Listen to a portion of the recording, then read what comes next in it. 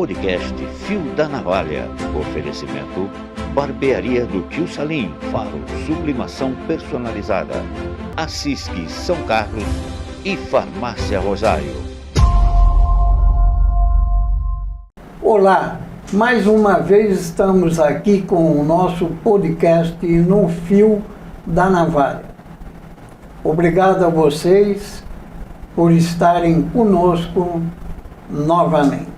E hoje estamos aqui não só com um entrevistado, mas com duas entrevistadas, duas amigas que estão aqui para hoje passarmos quase uma hora de uma conversa que vocês irão adorar, que são duas amigas queridas e que vocês vão poder desfrutar de um bate-papo muito gostoso, ok?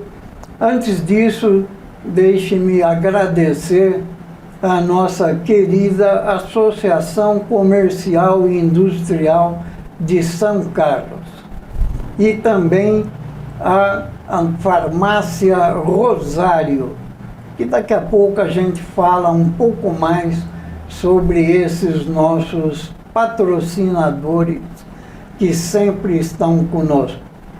Vamos então apresentar essas nossas duas amigas queridas. A nossa querida Keila, que está aqui conosco. Keila Cândido, muito obrigado pela sua presença.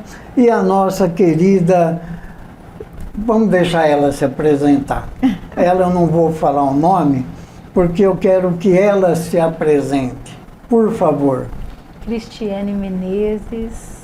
Pode falar, Cristiane. Muito obrigada por essa oportunidade de estarmos aqui num diálogo super gostoso, né? Descontraído. Ao lado da doutora Keila, que é uma querida, eu sou suspeita em dizer. E acho que é isso, assim, quer que eu me apresente já? A gente já pode conversar sobre as apresentações. Eu deixei a Cristiane se apresentar e aquele eu falei, porque aquele já tem um conhecimento com ela de longa data, nós já fomos parceiros na Acorde, não é? Lá de longa data, não que nós sejamos velhos, não é? Mas é que a gente se reencontrou agora, verdade, depois de um longo tempo, mas nós vamos entrar nesse detalhe daqui a pouco. Mas vamos deixar então, e a Cristiane, eu tive a honra de conhecê-la agora recentemente, por indicação da Keila, inclusive, não é? Mas vamos então, minhas amigas, saber um pouquinho de cada uma, não é?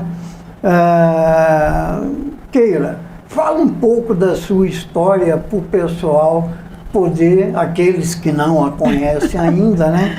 Que vocês duas têm uma trajetória muito legal, muita gente já as conhece, mas fala um pouquinho de você para o nosso pessoal.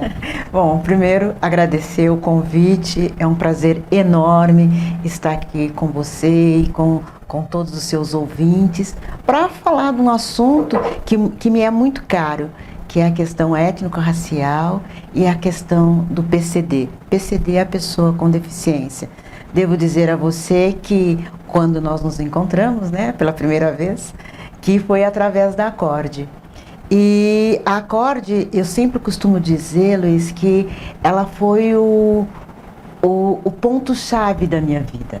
Ela mudou a minha vida, fez com que, ao entrar na Acorde, para quem não sabe, é a Associação de Capacitação, Orientação e Desenvolvimento do Excepcional.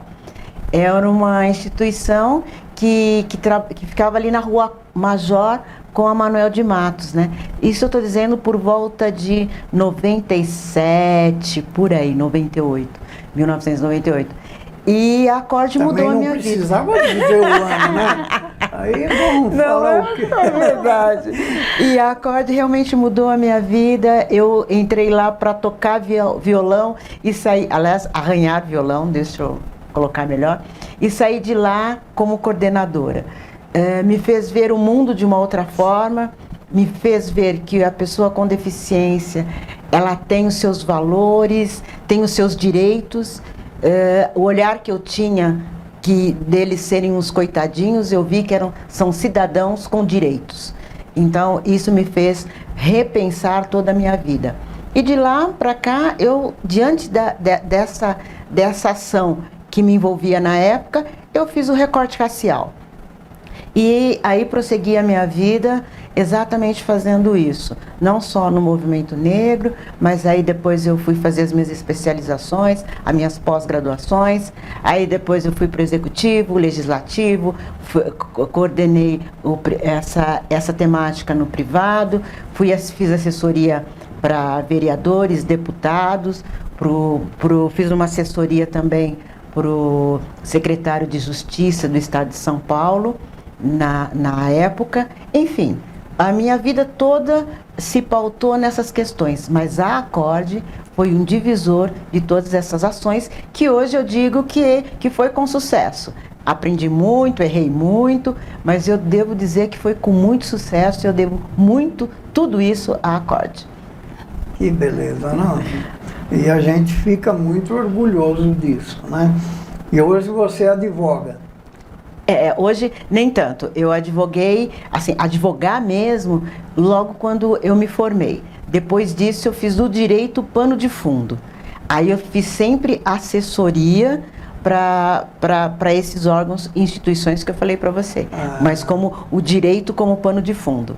Para as ações afirmativas e cidadania também. Bom. E você, doutora? Bom, a gente é meio até complicado falar de si, né? Mas Cristiane, uma mulher preta, filha da Neuza e do Gileno em memória.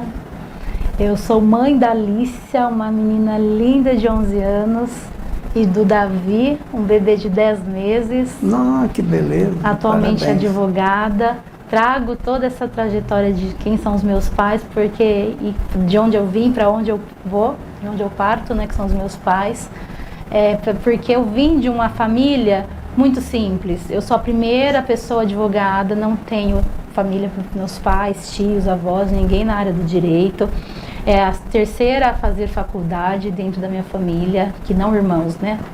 E então é necessário que eu fale sobre isso, né? Que eu vim de uma situação em que nós não tínhamos essa perspectiva de termos acesso à faculdade, às universidades.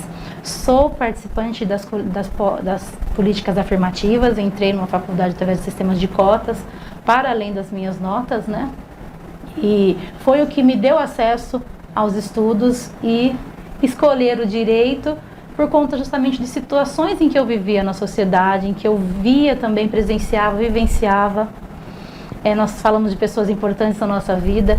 E eu digo assim, hoje a gente não se sente representado em vários lugares de liderança, e o quanto isso é importante, Luiz, porque quando eu estava no banco de uma escola pública, lá em 1993, eu tive uma pessoa que fez um diferencial na minha vida.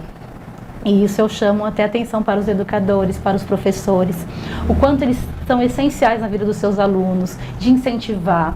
Porque às vezes esse aluno sai de casa sem uma perspectiva, sem um direcionamento. E quando você você enxerga aquele aluno como diferente, porque ele tem um potencial e você traz isso para ele, você elogia, isso é muito bom. E acho que isso faz com que pessoas na sociedade façam um diferencial, porque elas são reconhecidas.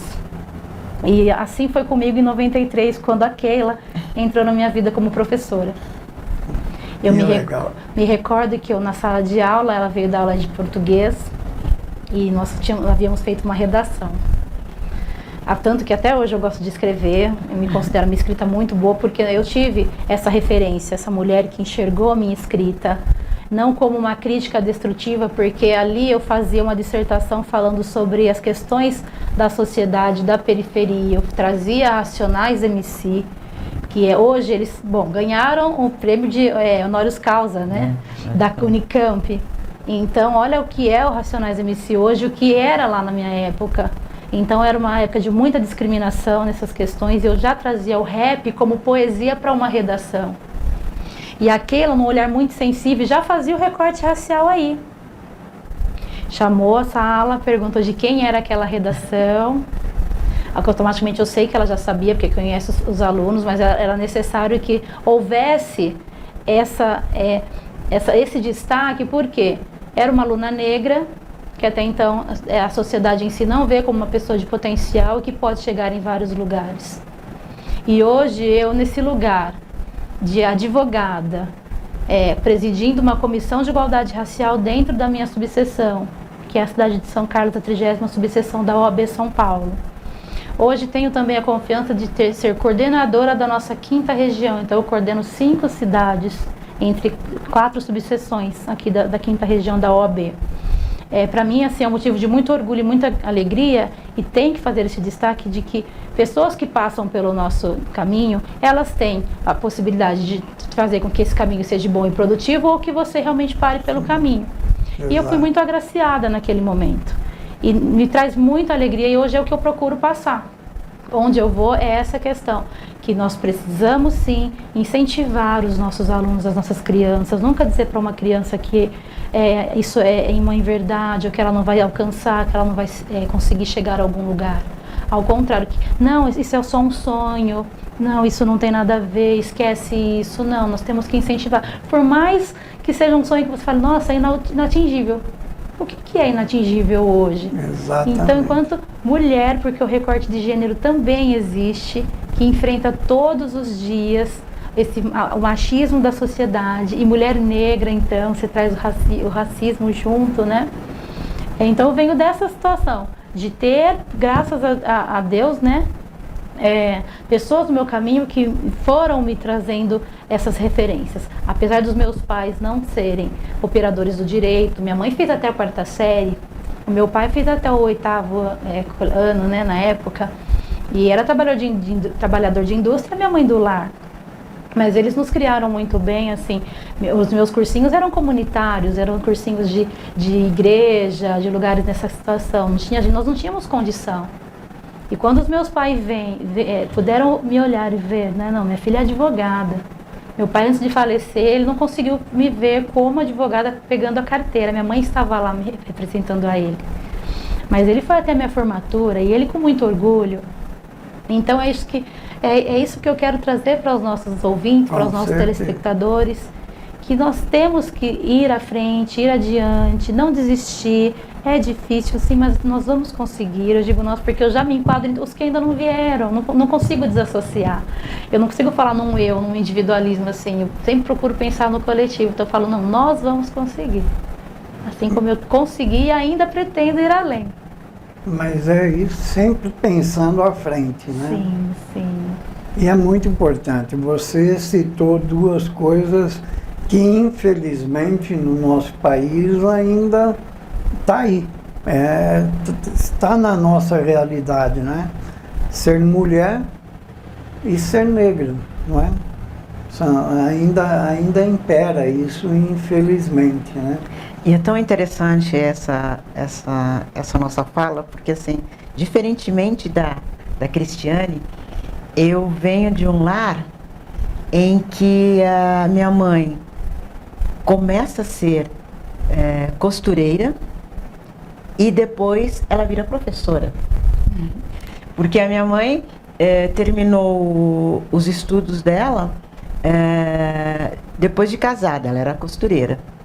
E depois ela fez 3 faculdades, ela fez artes industriais, ela fez geografia, ela fez pedagogia e pós-graduação em pedagogia. Eu estou dizendo de uma mulher negra, por volta de 60, nasci em 61, por volta de 70, 1970. E com a formatura da minha mãe, quando a minha mãe faz essa universidade, ela modifica toda a história da nossa família. A nossa família, enquanto núcleo, é pequena. Sou eu e minha irmã. Nós somos em 2. O meu pai, todo mundo aqui em São Carlos conhece, que era o Gradim, que era juiz de futebol, churrasqueiro, que todo mundo conheceu, né? E a minha mãe passa a ser professora. Quando ela passa a ser professora, nós passamos a ser filha da professora. E aí aí eles eram, a nossa família, né, por parte de pai, eram sobrinhos da professora. Então modificou a vida de todo mundo. Então os nossos primos passaram, todos eles são formados também, e muda a vida não só social, mas principalmente financeira, econômica da família. E isso fez muita diferença.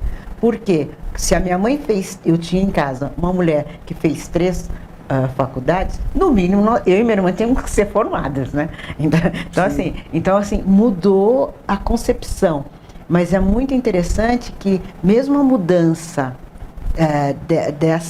da graduação, né, essa mudança econômica, o racismo ainda ele permaneceu bem tênue dentro da construção da nossa vida. Então, eu vejo assim, quando eu vejo a Cris falar dos pais dela, né, é muito diferente dos nossos, né? Eu e a Ivana fomos as primeiras a se formar enquanto primos, mas não enquanto família, que a primeira foi minha mãe. Tanto é que ela alfabetizou a minha avó. A minha mãe era ali na São Judas, você deve lembrar que antes era o Mobral, não era como é o EJA hoje, né? Era o Mobral. E no barracão da São Judas, a minha mãe tinha uma classe para toda a vizinhança ali. E uma das alunas era a minha avó.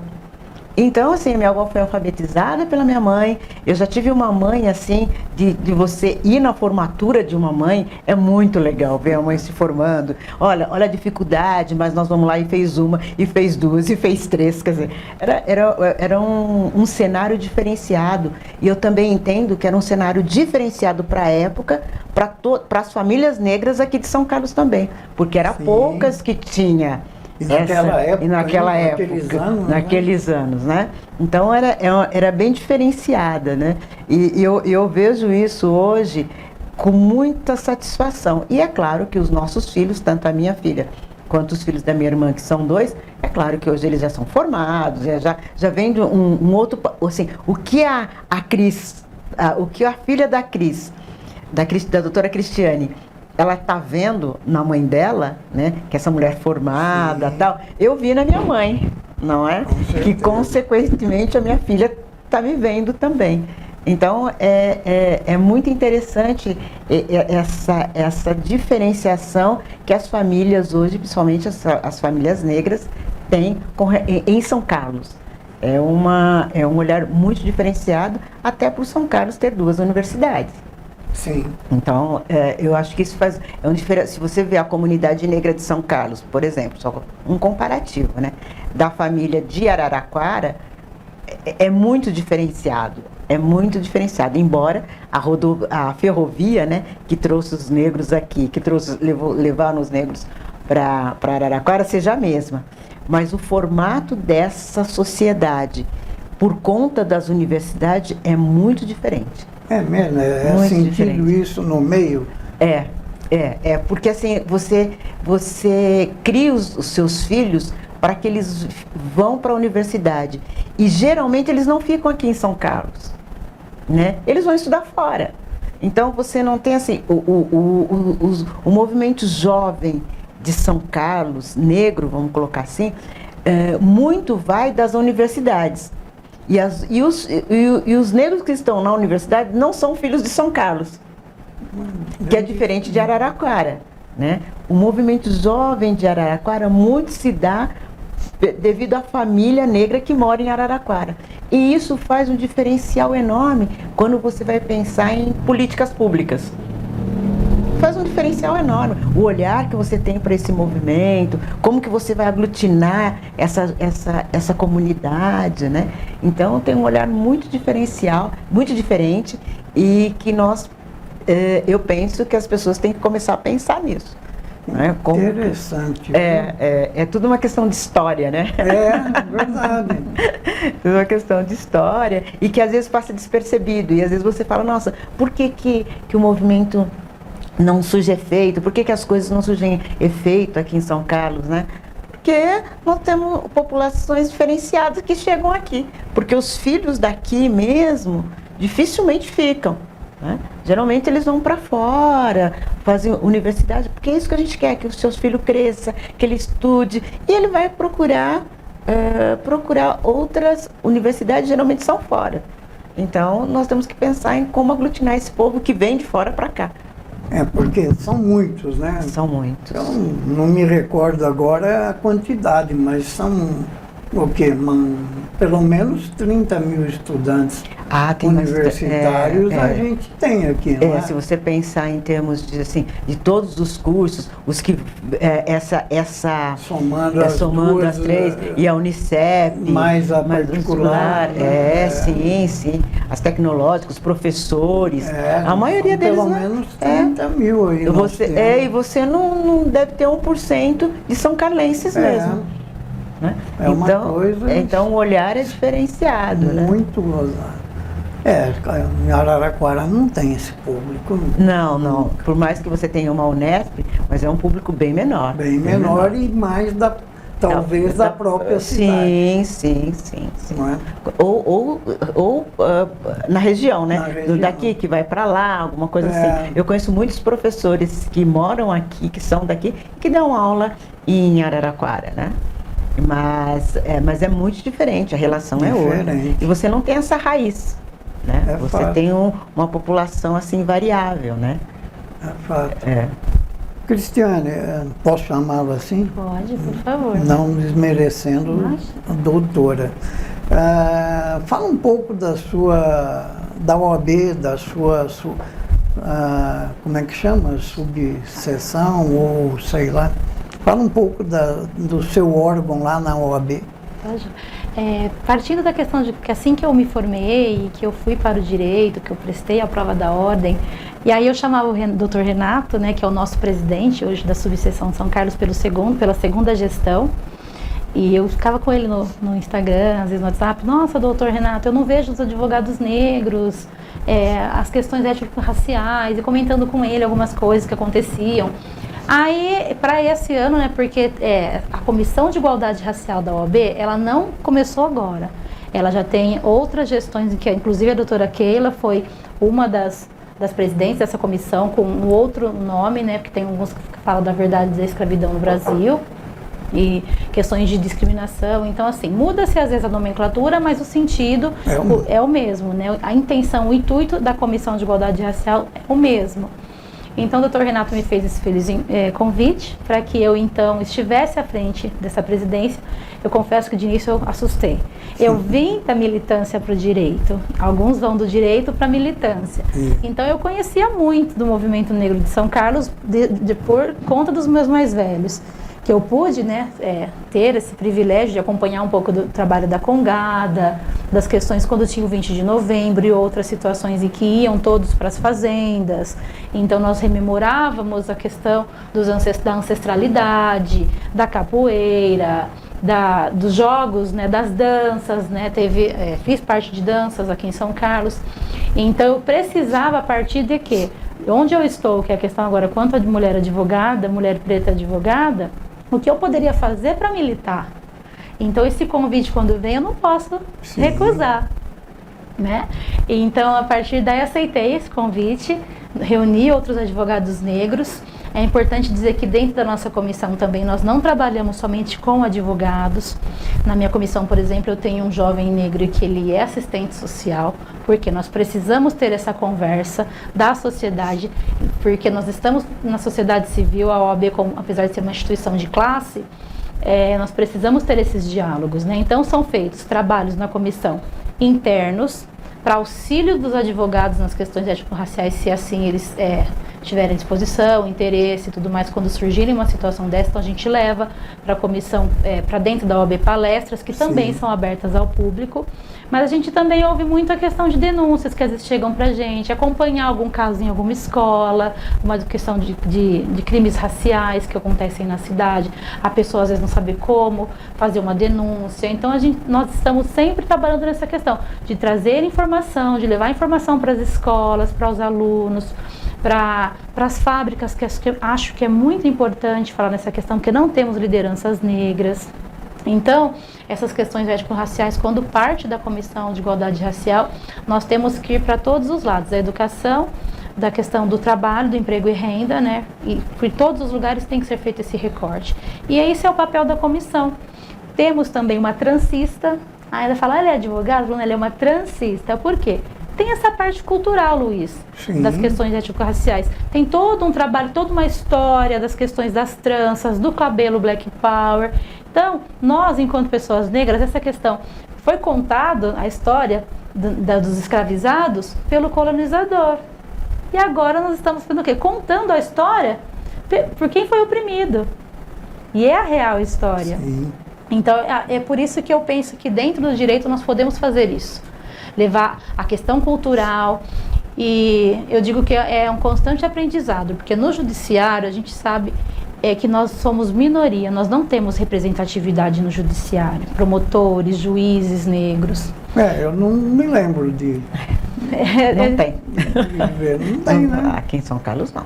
Então, se surge uma questão ético-racial em um processo, como que eles vão lidar com isso? Eu acho que é importante para nós, enquanto operadores do direito, independente se é uma questão étnico-racial, fazer esse recorte. Eu consigo trazer para uma questão, por exemplo, de um divórcio, um recorte étnico-racial, a depender da situação. Uma questão de violência doméstica, você faz um recorte racial. Sim. A questão de uma pessoa PCD, você faz um recorte étnico-racial no esporte. Então, acho que é mais do que necessário que nós possamos ter esse diálogo e dizer o quão importante é, porque hoje em dia as pessoas não estão sabendo lidar.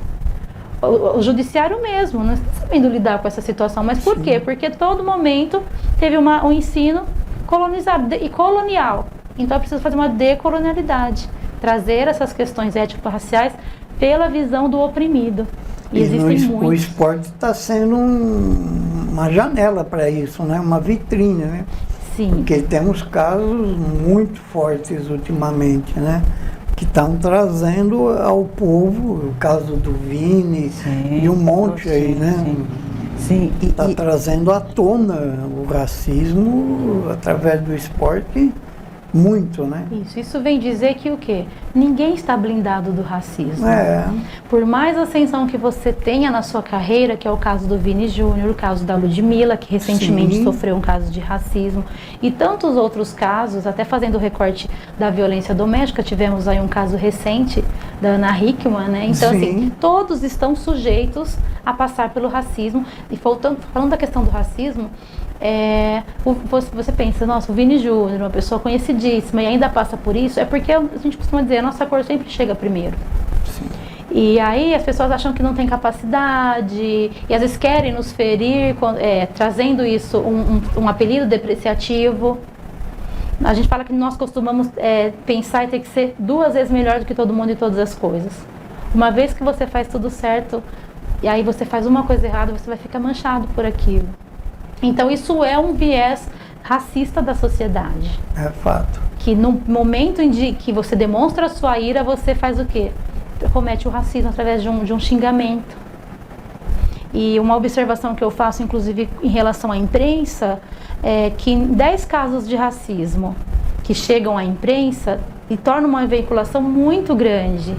Só que quando esses casos têm uma condenação, isso é pouco falado, divulgado. E nisso eu tenho uma preocupação, porque as pessoas se entendem que existe o racismo, que ele é cometido, mas que ele não é punido, que não tem condenação.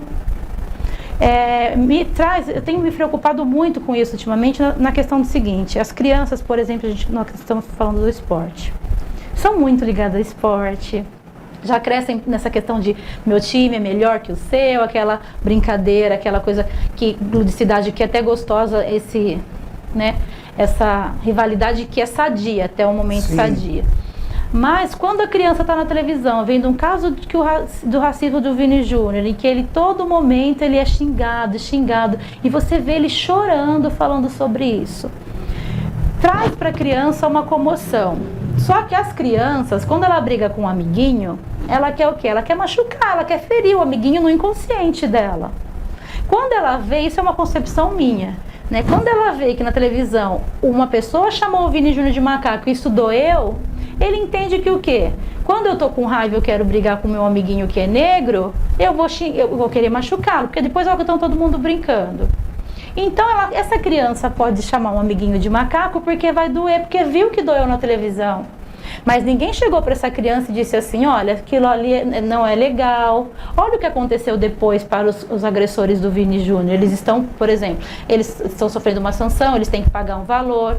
Então, trazer essa situação... Ou foi preso, ninguém fala nada. Exatamente. Importante de trazer isso. Porque nesse momento é que você traz uma educação em cima do que aconteceu. Porque senão a criança ela começa a reverberar isso aí. Se ela estiver, de repente, dentro de um lar em que as pessoas têm esse viés racista, isso vai para o resto da vida. Como ver o outro com indiferença pela cor da sua pele. Então, vai depender se ele está numa situação de subserviência ou se ele está numa situação de liderança. Pode chegar que uma pessoa que tem um viés racista e não concordar em ter um chefe negro. Nós já não vemos. E quando vemos, será que eles são respeitados? Por conta do viés racista. Eu acho que ficam essas provocações em relação às mídias, às questões raciais, para além de outras que a gente pode ter um outro momento. E aí entra a parte que você falou também, né?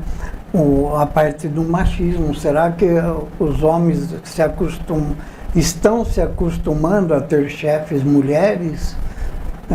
Não é? Porque até um tempo atrás não acostumavam, não, né? Nós estamos assim em transição, né?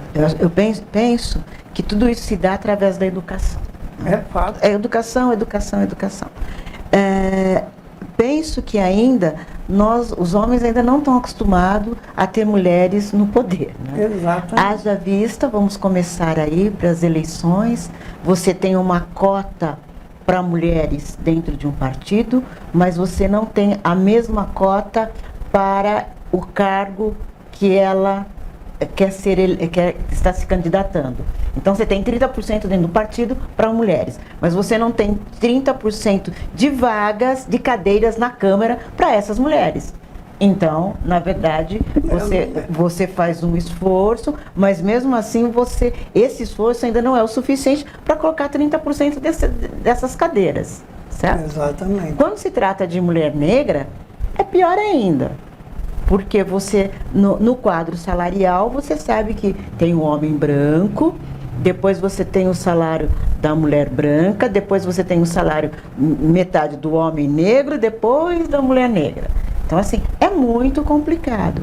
Nós ainda não estamos acostumados a ver uma mulher liderança. Eu fico muito tranquila para dizer isso, porque ao longo do tempo, já vivi as situações, né? Ainda mais quando você é mulher retinta, porque você tem vários tons de negros, assim como você tem vários tons de branco. O branco tem o mesmo tom de pele? Não. Você tem vários tons. Sim. A mesma coisa do negro. Nós estamos aqui, nós somos mulheres negras, mas eu sou muito mais retinta do que a Cris, né? Então, ver essa mulher no comando é muito difícil. Por quê? Porque a educação que nós tivemos, como a Cristiane falou, de colonização é muito complicada. Isso vem de muitos anos. Então, nós vamos começar, por exemplo, com eu sempre coloco um exemplo fantástico, que é a Lei Áurea. A Lei Áurea tem 2 artigos, Luiz, 2 artigos. Todos os negros todos os escravos estão libertos no Brasil. Revoga-se a disposição em contrário. É só. Então, assim, você foi liberto, para onde você vai? Cadê a reforma agrária? Cadê a reforma administrativa? Cadê a reforma de moradia? Para onde você vai? Você não vai ficar numa fazenda, vamos pensar, onde você foi açoitado, onde você não tinha direito a nada, né? Você não fica num emprego onde você trabalha 16 horas e ganha R$10, né? Então você imagina na escravidão que você não tinha nada disso. Você não vai, mas para onde você vai? Então, e aí começa o trabalho dessa mulher negra. Como esse homem não tinha lugar para ir, essa mulher negra passa a trabalhar nas fazendas gratuitamente, em troca de um prato de comida para levar para essa família. Então, você sai de um calvário, né? Numa situação assim, eu estou dizendo alguns anos, hein? Não é muito tempo assim. Você sai de um calvário para ser chefe lá na frente com a visão que nós temos hoje de que você tem que ficar na cozinha, né? E a família vai passando essa mensagem para os seus filhos, porque nós não tivemos uma educação verdadeira. No nosso curso de história, lá atrás, lá no nosso primário, ginásio, eu estou dizendo nosso, porque a Cristiane já é mais novinha, né? Mas mesmo assim, a história que nos foi contada é que o negro era subserviente, que 13 de maio era uma maravilha, que a princesa Isabel era uma mulher sensacional, tá? Era uma mulher, tal. Mas assim, vamos pensar que o Brasil passou por vários governos e o racismo não mudou. Nós fizemos a independência do Brasil, mas nós não abolimos a escravatura. Nós passamos pela ditadura, mas nós não valorizamos essa comunidade negra. Com certeza. Então, até porque até 1872 nós não poderíamos estar numa escola, era proibido os negros de estarem na escola. Então, quando você tem as cotas, que é reserva de vagas, e vamos dizer que reserva de vagas sempre houve no Brasil, nós tivemos reserva de vagas, que é a lei do boi, que é quando os filhos dos agricultores poderiam entrar na universidade sem fazer vestibular. Você teve cotas para as mulheres, você teve cotas para PCD, e eu acho legítimo, temos que ter. Quando falaram que era cotas dentro das ações afirmativas, que são várias ações, você falou cotas para negros, o Brasil chiou, não foi? Foi um debate assim, imagina, somos todos iguais, imagina preto entrar. Foi um pega para capar. Primeiro, que as pessoas não sabiam como que seriam essas cotas. Para você entrar pelas cotas, em todas as universidades, ou em todos os concursos públicos, todos, você tem que atingir uma nota. Você tem que vir de escola pública, você tem que atingir uma nota, para passar por uma comissão, heteroidentificação, para depois você entrar. Não é uma coisa tão simples assim. E por que é importante essas cotas? Porque você tem duas populações que nós temos pouco conhecimento, que é a população negra e a população indígena. Primeiro que nós achamos que todos os índios, a população indígena é tudo igual. Nós temos aqui na universidade 46 etnias diferentes indígenas. Segundo, por conta do colonizador, nós achamos que os índios não têm valor nenhum, não têm cultura, não sabem nada, né? Aí eu tenho eles têm o conhecimento das ervas hoje que nós estamos descobrindo agora. Pois é. Né? A fitotologia, nós temos alguns conhecimentos, até mesmo na medicina, que os indígenas já têm. Já sabem. Então, quando eu levo essa população para a universidade, o que eu faço com a universidade? Eu faço com que o professor tenha um outro olhar, que ele se redescubra, quebra paradigmas da universidade, e isso vai levar algum tempo, Luiz, sabe? Eu acho que nós estamos nessa transição. Então, nós estamos conhecendo essa população, os professores estão se reformulando a sua forma de ensino, e isso vai levar algum tempo. E isso faz com que nós acostumemos com o poder de fala de outras etnias que nós não estávamos acostumados. Inclusive da mulher, que fez a sua pergunta. Inclusive da mulher. E dessa mulher negra. Porque assim, quando você não abaixa a cabeça, você é uma nega metida. Aliás, a Thaís fala muito sobre isso, né? A Thaís Araújo, quando ela chegou na emissora, ela não abaixou a cabeça, então o pessoal falava que era uma neguinha metida, que não sei. Não é, que as pessoas não estão acostumadas a ver isso. Não estão acostumadas. Então eu vou taxando você em qualquer lugar para menosprezar sua capacidade, não é? E isso é muito complicado. Mas eu penso que, embora ocorra tudo isso, nós estamos evoluindo. A ponto, por exemplo, nós estamos num podcast aqui com você para discutir esse assunto, para falar essa conversa de etnias, né? Nós não queremos assim um apartheid ao contrário, né? Nós queremos essa conversa. Nós temos que ser antirracistas. Não basta eu ser preto, eu tenho que ser antirracista. Não basta só eu ser branco, eu tenho que ser antirracista. Então, entender isso, entender essas comunidades. Porque o Brasil é um país mestiço. E eu acho que é, inclusive, uma via de mão dupla, né? Sim. Da mesma forma que nós, nós que eu digo são os brancos, né, da raça branca, não podem, né? Tem que ter essa aceitação com relação ao negro. O negro também com relação ao branco, ao amarelo, ao indígena. Nós temos que entender que essa convivência é a coisa mais natural que exista, né? Porque eu já vi pessoas negras irem dar entrevistas dizendo eu sou contra a cota e que não sei o que lá, tomarem uma posição que eu não sei o porquê, se é para aparecer ou o que é, contrária àquilo que você, por exemplo, acabou de dizer agora. Eu não me recordo quem foi, mas qual era a profissão até dele, mas foi na TV, em um programa que eu assisti, que ele foi lá debater que ele era anticotista e tal, um senhor negro lá debatendo.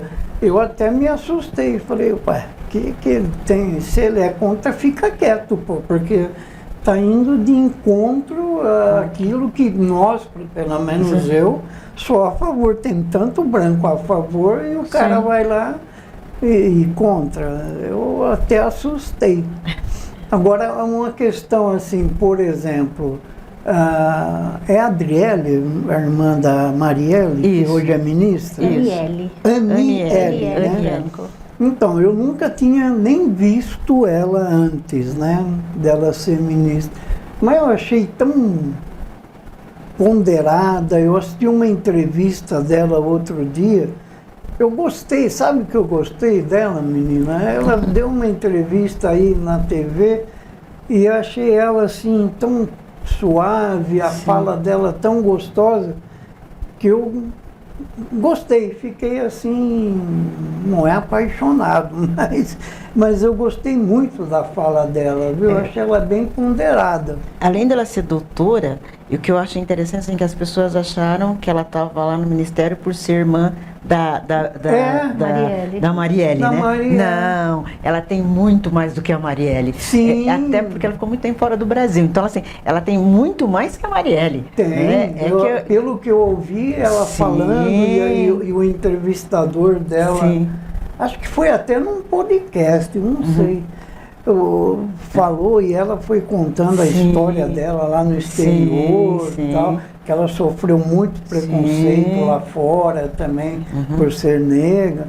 Nossa, eu gostei bastante dela, viu? Eu achei interessantíssimo e ela sofreu muito na pele também lá fora por ser negra também. E eu acho muito interessante, assim, o pessoal criticou muito por ela, que ela estava no governo Lula, por conta da irmã dela, da Marielle. Mas ninguém questionou a Marta Suplicy quando ela foi para o governo Lula e tinha o Suplicy como deputado.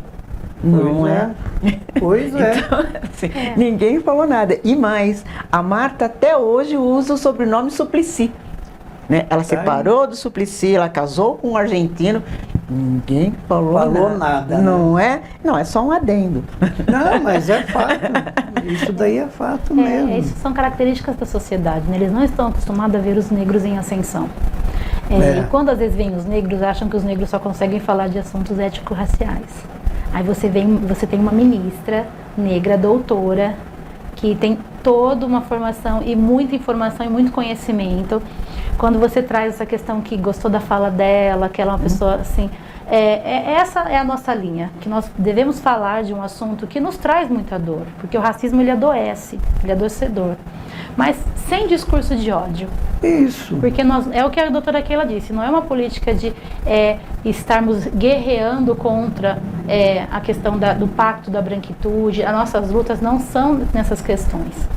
Mas é importante que se diga que nós estamos aí na sociedade, somos tão capacitados capacitados quanto, só não temos a questão da oportunidade, porque nos negligenciam isso. Sempre foi negligenciado ao negro que ele estivesse em locais de ascensão. E quando um ascende, eles vão achar um meio de querer trazer um defeito. Porque essa sociedade que vem de um sistema colonial ainda não se acostumou a ver um negro em ascensão.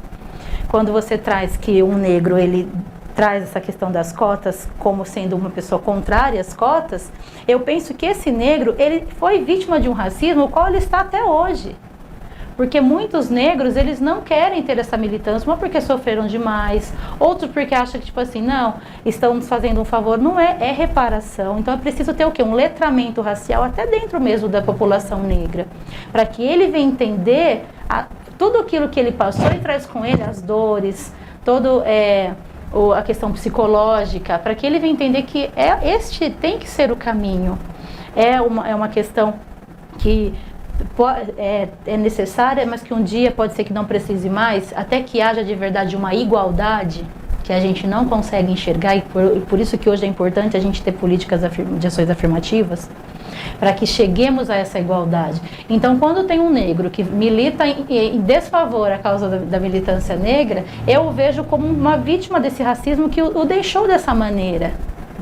E aí ele precisa, todos nós precisamos nos desconstruir dessa colonialidade que nos foi colocada. Então, quantos negros às vezes acham, não, isso não é para mim, eu não preciso.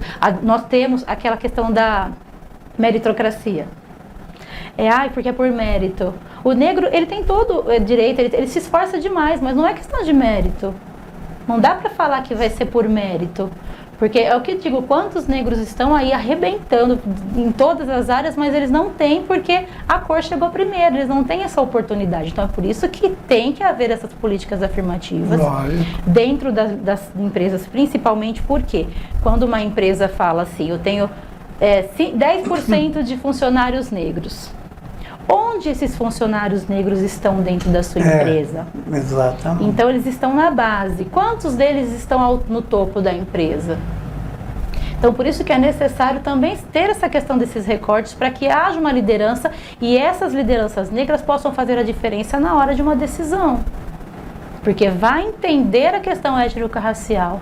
Então é importante ter essa desconstrução, essa conversa, esse letramento racial de toda a sociedade para entender e parar de questionar o porquê de cotas, o porquê do 20 de novembro, porque agora que virou feriado nacional, tá um burburinho, né?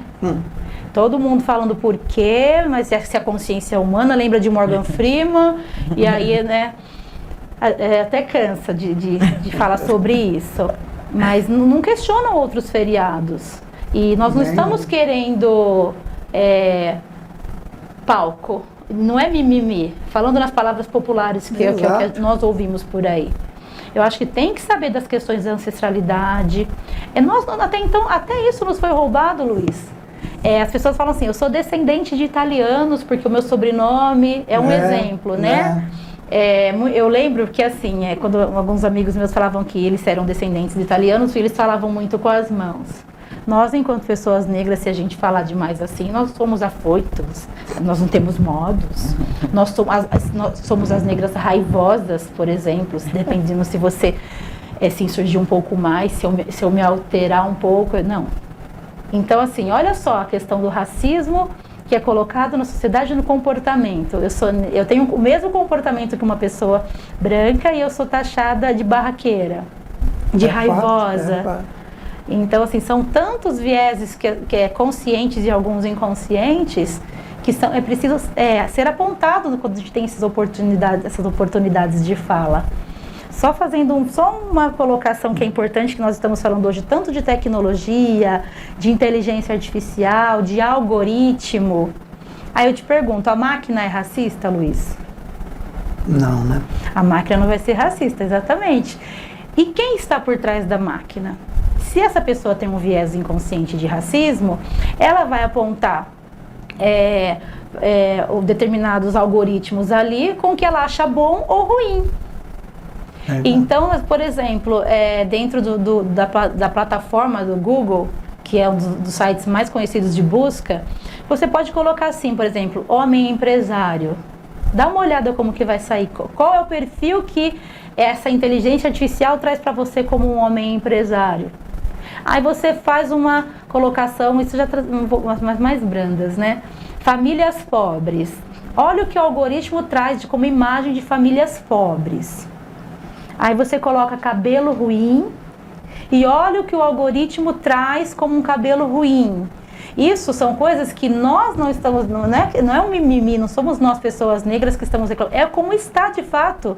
E até hoje, com tantas questões racistas, com tanto que se fala, você no Google ainda encontrar cabelo ruim como sinônimo dos cabelos crespos, uma coisa que já era para ter mudado. Sim. Então continua perpetuando o racismo dentro das pessoas.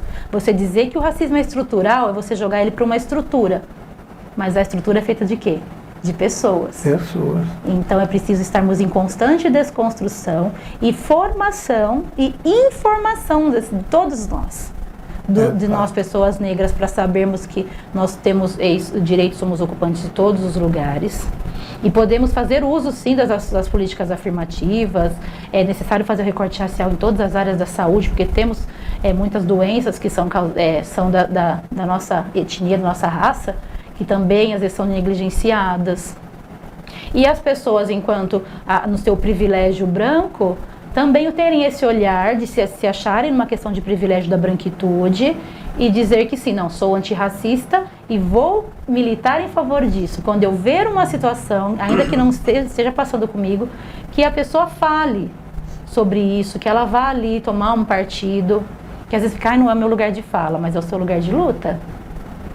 Porque para a questão fazer falas, às vezes nas questões étnico-raciais, as pessoas negras elas falam com muito mais propriedade, mas para militar, todos têm que ser os nossos aliados.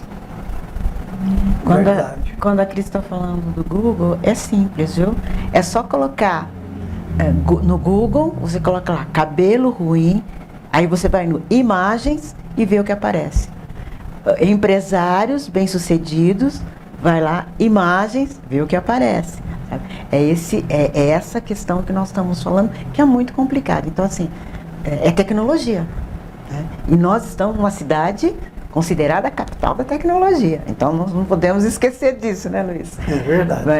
Mas ainda há muito a caminhar, com certeza. Agora, você imagina se num algoritmo, numa questão criminal, por exemplo, às vezes fala assim, a pessoa não tinha uma boa aparência, ou ele tinha cara de bandido. O que é a cara de um bandido? O que é boa aparência?